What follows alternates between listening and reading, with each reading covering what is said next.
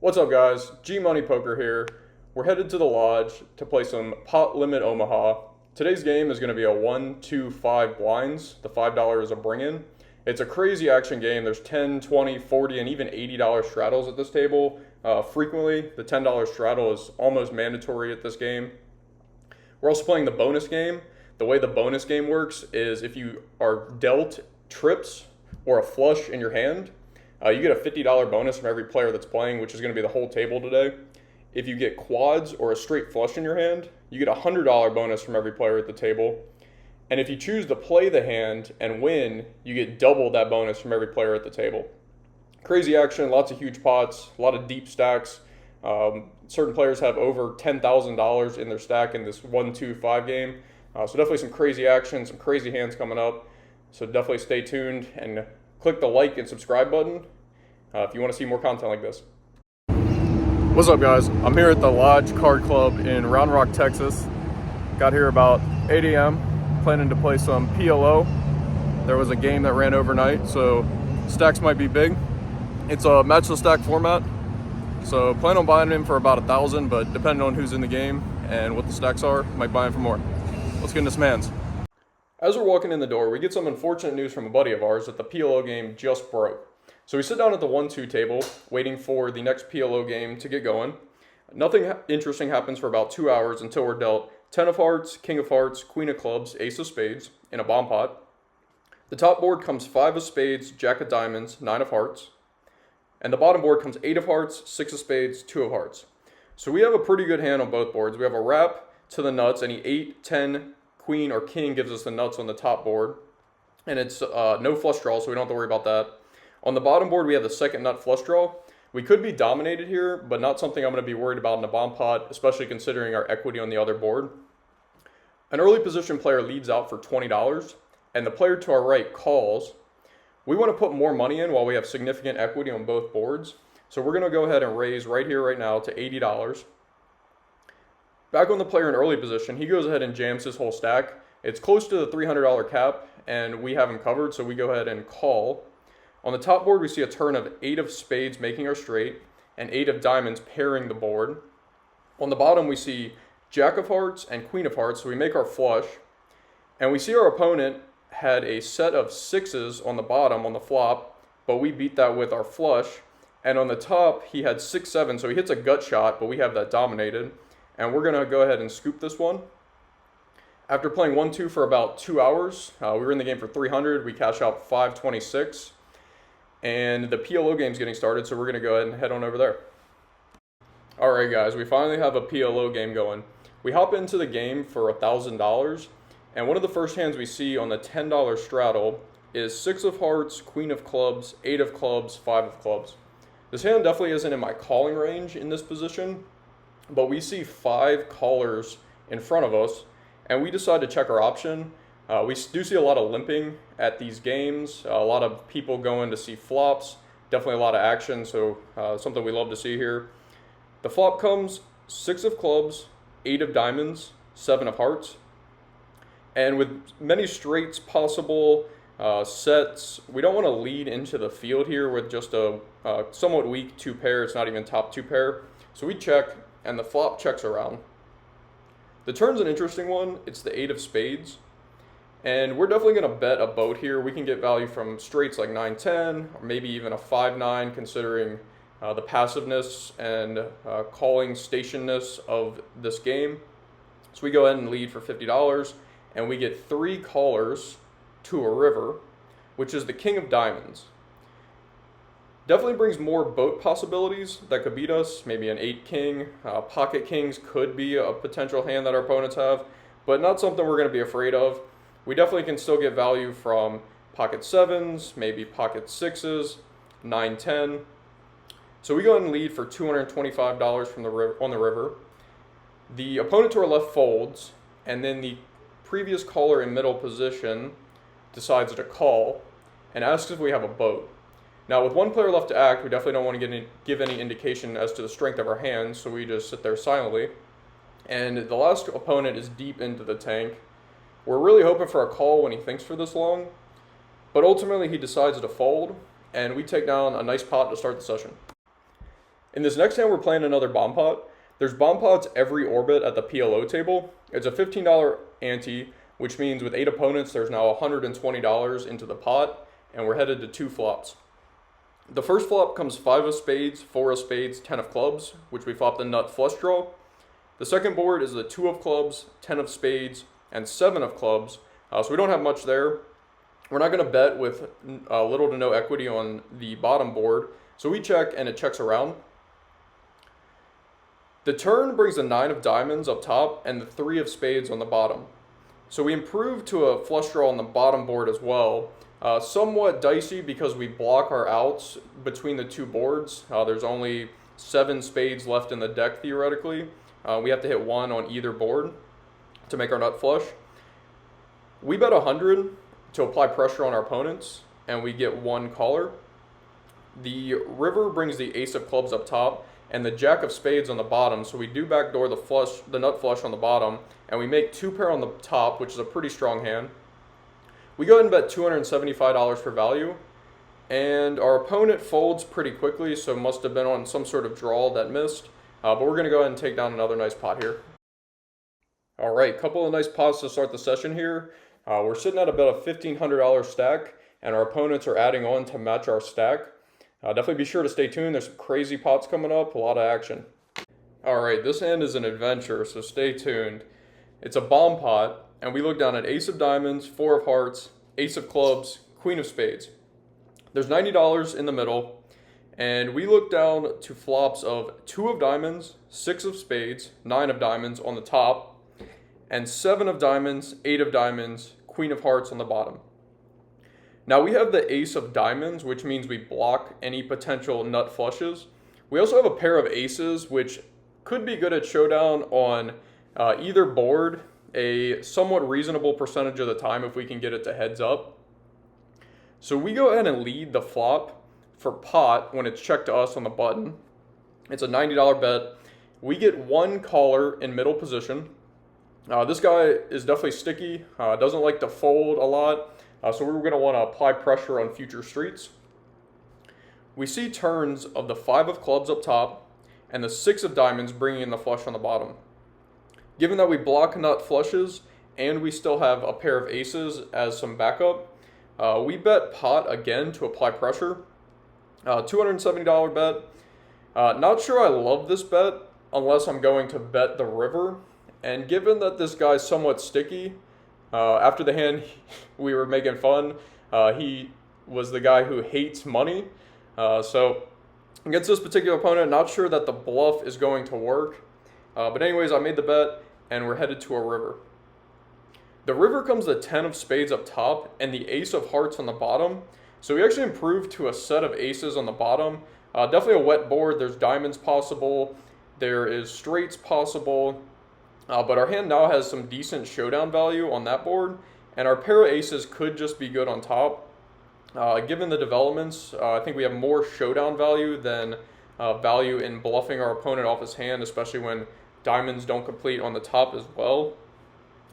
And we show our hand and say we have aces, and let's cut to the clip audio, because it's somewhat of a slow roll. Three aces? Aces up top? Oh no, you don't win. I mean, I figure we're chopping. So as we see, our opponent announces fuck as if he had lost. And I say, I figure we're chopping, to which he says, no, we're not chopping. And he shows me a straight on the bottom and 2 pair 9s and 6s on the top. So he had 9, 6, 5, 3 with no diamonds in his hand. This guy's a good buddy of mine, and we kind of laugh about it, and he wants to be known as the guy who hates money on the vlog, so shout out to the guy who hates money. We're back to around starting stack after last hand, and stacks are getting deep at this table, so we add on for $1,000, and now have a stack around $2,000 to start this hand. This hand we look down at 9 of diamonds, king of diamonds, 10 of hearts, 6 of clubs, in another bomb pot. We see flops of 5 of spades, queen of hearts, 8 of clubs on the top, and 8 of spades, 3 of clubs, 7 of hearts on the bottom. So on the bottom we have a strong wrap. Any 5, 6, 9, 10, or jack gives us a straight. On the top we have a double gutter, so any 7, or jack gives us a straight. Early position now leads for 135. Raising would be an overplay, considering we don't have a ton of equity on the top board.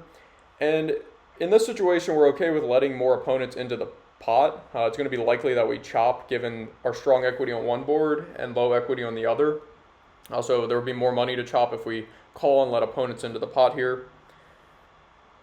We see the opponent on our left now jams this whole stack. It's a $210 bet. And the early position player now calls, and we call as well. We're headed to a turn with $765 in the pot. The turn brings the 6 of spades on top and the jack of spades on the bottom. So we improve to the nut straight on the bottom.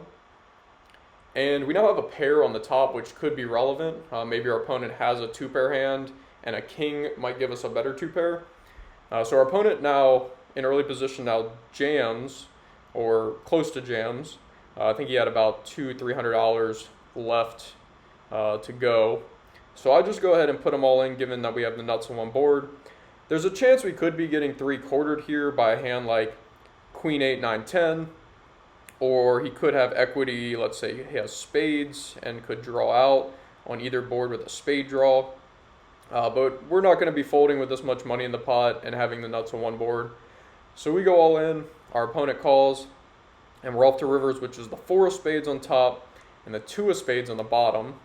Not liking that the flush got in on both boards, but we table our hand, and our opponent is slow to table his hand. And he shows the Queen of Spades, 8 of Hearts, Jack of Diamonds, 3 of Diamonds. So he has top 2 pair on the top board and nothing on the bottom board. The third opponent mucks his hand, and we're going to chop this pot and take down a small win here. All right, in this next hand, we look down at an absolute monster. The Ace of Diamonds, Queen of Hearts, Queen of Spades, Ace of Hearts. So 2 pairs of very high cards in our hand. We're loving this hand.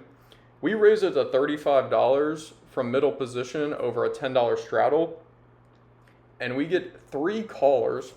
So we're headed to a flop, and we really want to see an ace or a queen and no straights available. So go ahead and hit the like button if you want to see us flop a set. 1, 2, 3. All right, so the dealer puts out an amazing flop of Queen of Diamonds, 7 of Diamonds, Jack of Clubs. So no straights possible. It's a wet board. We definitely don't want to be checking here. We think we can get value from straight draws, flush draws, and we want to bet relatively big. So we bet almost the size of the pot with a $125 bet. And unfortunately, all our opponents fold. So no extra value to be had here, but it feels good to be getting dealt monsters and dragging more pots our way. Alright, so this session's been going pretty good. We've been dragging some pots. Unfortunately, we've been losing $50 antes in the bonus game left and right. Our one opponent has now hit 4 bonus hands in probably the last 3 orbits. So a bit of run bad from that standpoint, but sometimes with these prop bets, you just want to play them because it means you're at an action table and you want to get invited to private games later. So we just kind of take the run bad. And we look down at Ace of Spades, 2 of Spades, 10 of Clubs, Queen of Diamonds. So this hand gets crazy. So definitely stick around for this one. There's a $40 straddle, 10, 20, 40 on in this hand. We raise on the button to $200, and only the straddler, the $40 straddler, calls. We go to a flop of 2 of Hearts, King of Clubs, 10 of Spades. So pretty dry flop. There's some Jack-Queen potential, but we have bottom 2 pair. And a lot of times, especially against this opponent and the $40 straddler, we're just going to have the best hand. So we want to bet for some protection against draws and even charge those draws for some value. So we bet $250. Our opponent calls. There's now $935 in the pot. We go to a 6 of Hearts on the turn. Now this is where it gets really weird. Our opponent decides to lead for $100 here. So what is he saying?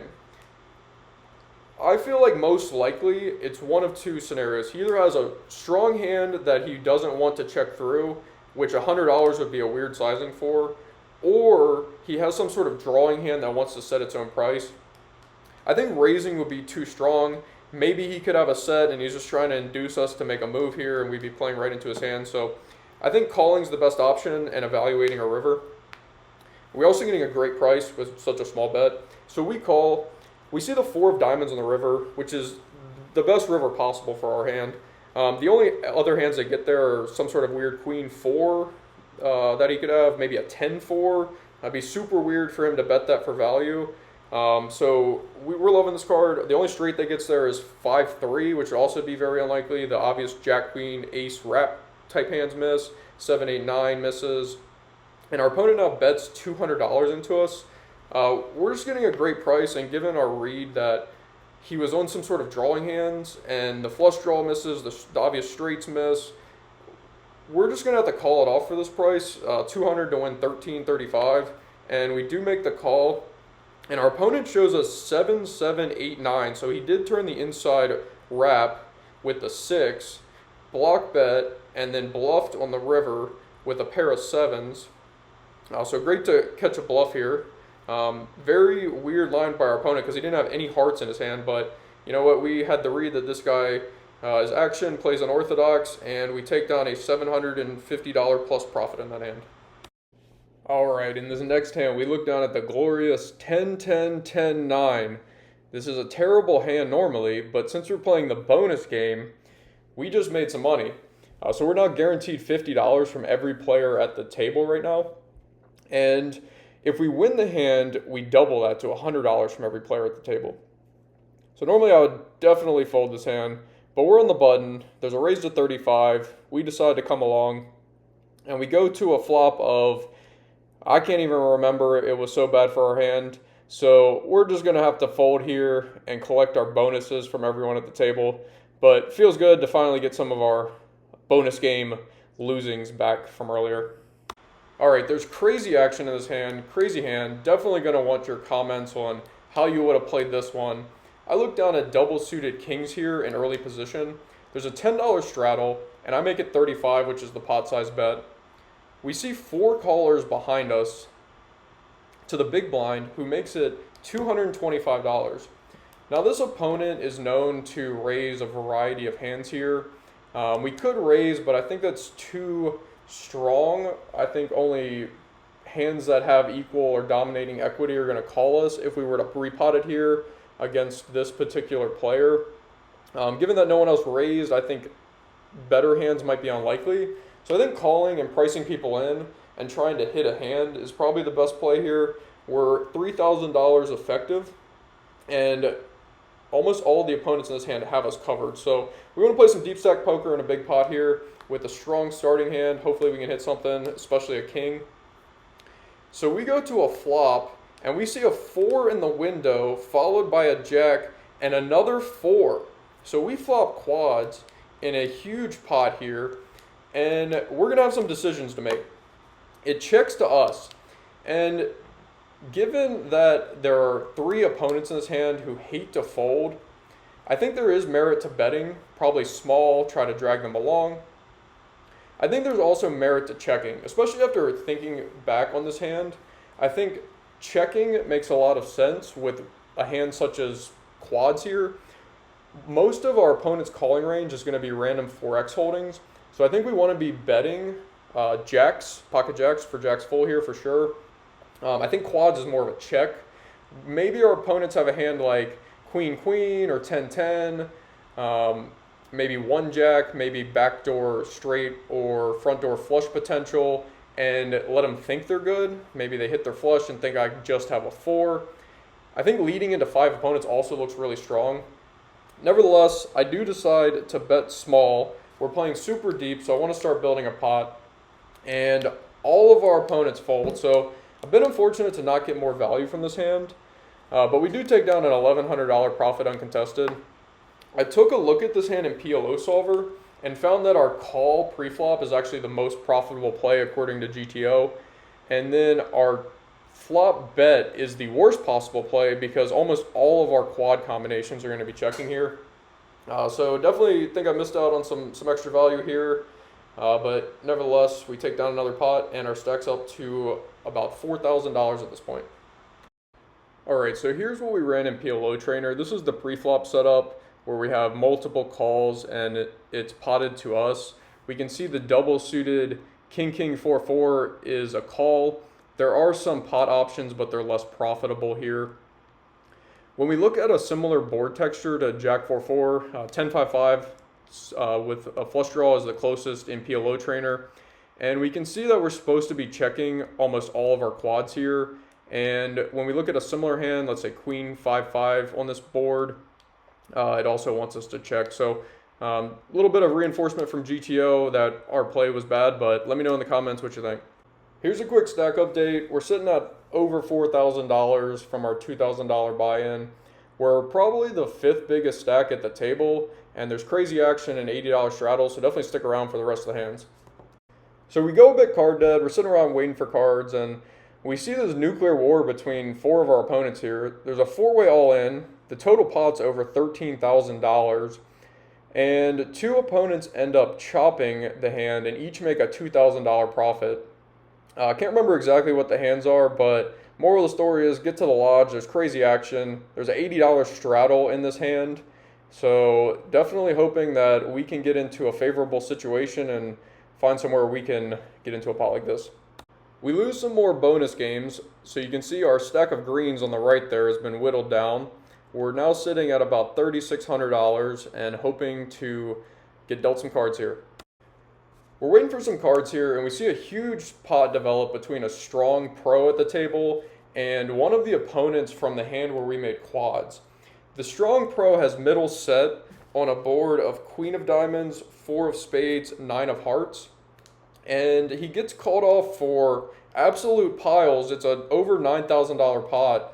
He calls off with King, Queen, Jack on this board.